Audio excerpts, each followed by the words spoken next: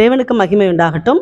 இன்றைக்கு நீதிமொழிகள் 23ஆம் அதிகாரம் 18ஆம் வசனம், நிச்சயமாகவே முடிவு உண்டு, உன் நம்பிக்கை வீண் போகாது. இந்த வார்த்தையை ஆண்டவர் உங்களுக்கு சொல்றாங்க. உங்களுடைய வாழ்க்கையில எத்தனையோ பிரச்சனைகள் இருக்கலாம், அல்லது ஏழ்மை இருக்கலாம், வறுமை இருக்கலாம், உங்களுடைய நிலங்களுடைய காரியங்கள் ரொம்ப வருஷமா இழுத்தடிச்சிட்டு முடியாத ஒரு சூழ்நிலை இருக்கலாம். இன்றைக்கு ஆண்டவர் சொல்றாங்க, நிச்சயமா அதுக்கு ஒரு முடிவு உண்டு. நீங்க வீடு கட்டுறீங்க அப்படின்னு சொன்னா அதை பிரதிஷ்டை பண்ற ஒரு நாள், ஒரு முடிவு ஒன்று உண்டு, அப்படிதானே? ஒரு கடன் வாங்குறீங்க அப்படின்னா அது செலுத்தி முடிய வேண்டிய ஒரு நாள் உண்டு. என்ன காரியமாக இருந்தாலுமே, ஒரு பிஸ்னஸ் ஆரம்பிக்கிறீங்க, அதை டெவலப் நல்லா பண்ணி ஆசீர்வாதமாக இருந்து அதை ஒரு சரி ரிலாக்ஸ் ஆக்கிக்கலாம் அப்படின்னு சொல்லி ஒரு ரெஸ்ட் கொடுக்குற நாள் ஒன்று இருக்கும். என்ன காரியம் எடுத்துக்கொண்டாலுமே அதில் ஒரு ஆரம்பம்னு ஒன்று உண்டு, முடிவுன்னு ஒன்று உண்டு.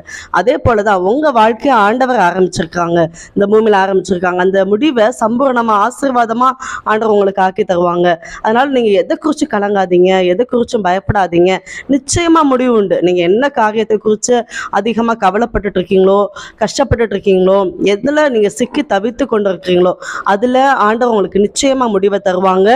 உன் நம்பிக்கை வீண் போகாது. எப்போ உங்க நம்பிக்கை, அந்த நம்பிக்கை வீண் போகாது அப்படின்னு சொன்னா, நீங்க ஆண்டவரை ஏற்றுக்கொள்ளும் போது மட்டும்தான், நீங்க இயேசுவை நீங்க உங்க நம்பிக்கையா வைக்கும் பொழுது மட்டும்தான் அந்த முடிவு ஒரு நிம்மதியா, ஒரு ஆசீர்வாதமா, ஒரு பரிபூர்ணமா இருக்கும். ஸோ நீங்க உங்க நம்பிக்கை வீண் போகாது.